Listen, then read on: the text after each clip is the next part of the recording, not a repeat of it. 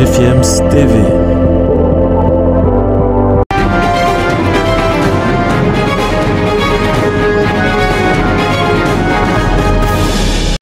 Mesdames, Messieurs, bonjour. Merci, n'est-ce pas, de rester fidèle au programme de GFIEMS TV. Vous êtes sur Sport Matin de ce vendredi. On va parler, n'est-ce pas, de plusieurs informations sportives enregistrées tout au long de la semaine. Et tout de suite, on démarre avec la fenêtre du Mercato qui reste donc ouvert non seulement en Afrique, mais aussi partout dans le monde. C'est ainsi que le club marocain Difa Hassania Del Jadida est donc allé piocher 7 nouvelles recrues pour renforcer son effectif avant le démarrage de la saison du côté de la Botola Pro 1. D'abord, c'est l'attaquant ivoirien Hervé Irie Zahi qui rejoint donc le club de Difa Hassania, et il est passé par Lys de Sassandra du côté de la Côte d'Ivoire, puis un certain Christian Sundu au milieu de terrain congolais et ancien joueur de Daring Club Motema Pembe de la République démocratique du Congo.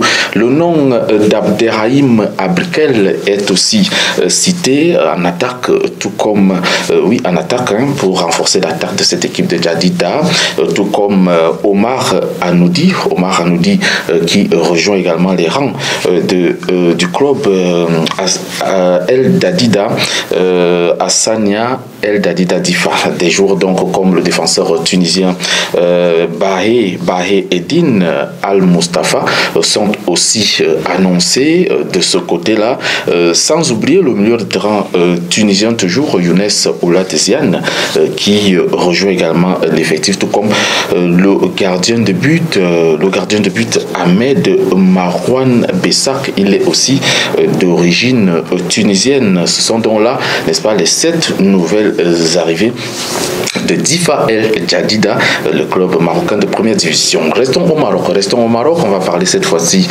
du Raja Athletic Club de Casablanca, le Raja Club Athletic de Casablanca, si vous voulez, qui a donc annulé les contrats de Beni Badibanga, qui est donc un attaquant congolais qui avait rejoint le groupe il y a juste quelques mois, et un autre joueur est concerné par cette même résiliation de contrat. C'est toujours le Congolais Kadima Kabangu qui, n'est-ce pas, vient du club de Saint-Éloi donc du Congo. Il n'a passé que 7 mois au sein du Raja de Casablanca, et pour justement des résultats un tout petit peu mitigés. Il n'a pas pu convaincre les dirigeants du club. 14 matchs, 1 but, c'est un peu insuffisant pour continuer l'aventure avec le Raja de Casablanca. Alors apparemment le club et les joueurs ont donc, n'est-ce pas, trouvé une entente à l'amiable pour résilier leur contrat. Fabrice Ngoma, lui, quitte officiellement le Raja de Casablanca. Il est au Koweït cette fois-ci dans le club de Al Fahahil Football Club. Fabrice Ngoma est l'international congolais de 28 ans, a passé, n'est-ce pas, 3 ans au sein du Raja Athletic Club du Raja Club Athletic de Casablanca, où il a été une fois champion du Maroc, une fois vainqueur de la Coupe de la CAF et une fois vainqueur de la Ligue des champions de la CAF avec le Raja de Casablanca. Une nouvelle figure par contre va, n'est-ce pas, atterrir ou est déjà du côté du Raja, c'est l'international libérien Peter Wilson, âgé de 25 ans, a donc, n'est-ce pas, rejoint le groupe. L'attaquant libérien vient du club grec Olympiakos Nicosie après avoir joué en Suède et en Moldavie. Alors nous restons en Afrique et on va parler cette fois-ci du championnat égyptien qui a encore 4 journées à se jouer. 4 journées à se jouer donc, et le club Al Ali du Caire a fait match nul, 0 but partout contre Eastern Company.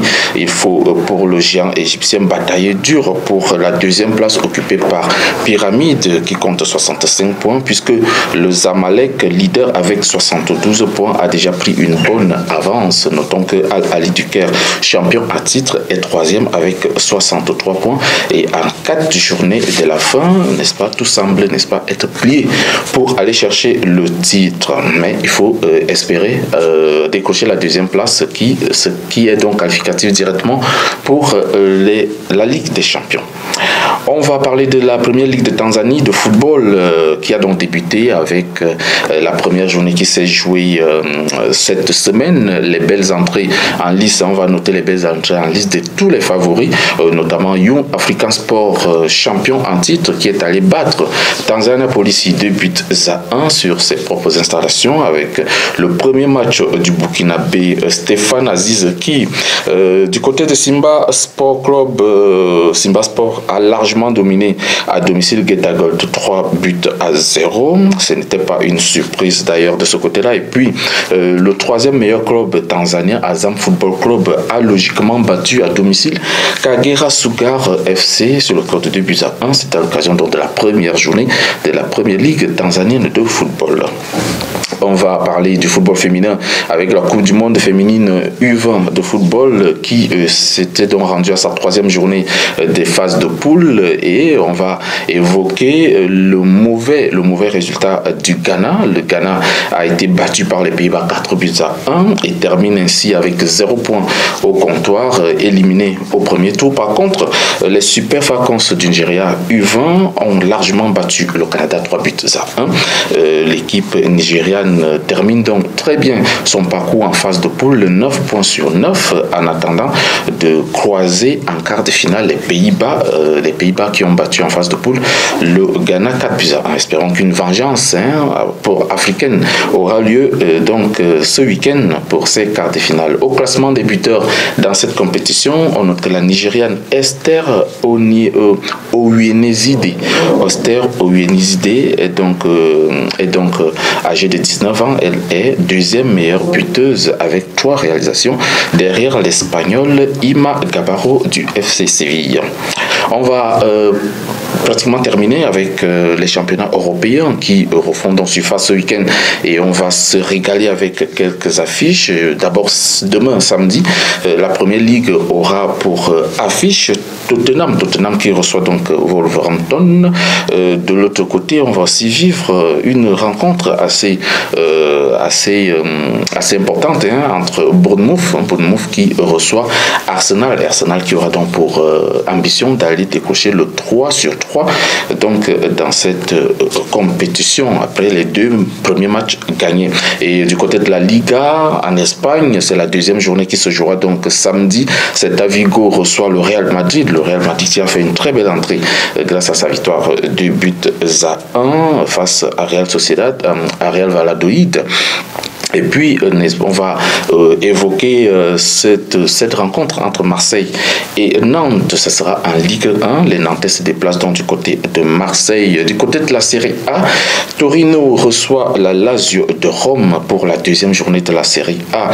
Et puis, l'Inter de Milan reçoit à domicile Spezia. On va quand même aussi aborder un sujet concernant la Bundesliga avec le Bayern Leverkusen qui reçoit Hoffenheim. Sans oublier que Dortmund va jouer à domicile face au Werder de Brême, et Leipzig lui va se déplacer du côté de Union Berlin. Dimanche c'est toute une autre journée en Bundesliga. Le Bayern de Munich se déplace du côté de Bochum, et puis en première ligue anglaise, il y a quelques belles affiches. Newcastle reçoit Manchester City, et puis Chelsea va se déplacer du côté de Leeds. En Liga espagnole, on va, n'est-ce pas, suivre avec beaucoup d'attention cette rencontre entre la Real Sociedad et le FC Barcelone. Et puis l'Atlético de Madrid reçoit sur ses propres installations Villarreal. C'est un peu le match choc de cette deuxième journée en Liga. Et puis du côté de la Série A, l'AC Milan se déplace donc du côté de l'Atalanta de Bergame. Et puis le Napoli reçoit Monza. Mesdames et messieurs, c'est terminé pour Sport Matin de ce vendredi. On se retrouve mardi prochain pour une autre édition, notamment avec les résultats ou les performances des joueurs africains dans les championnats européens. Ça sera ce week-end. Portez-vous bien et à très vite.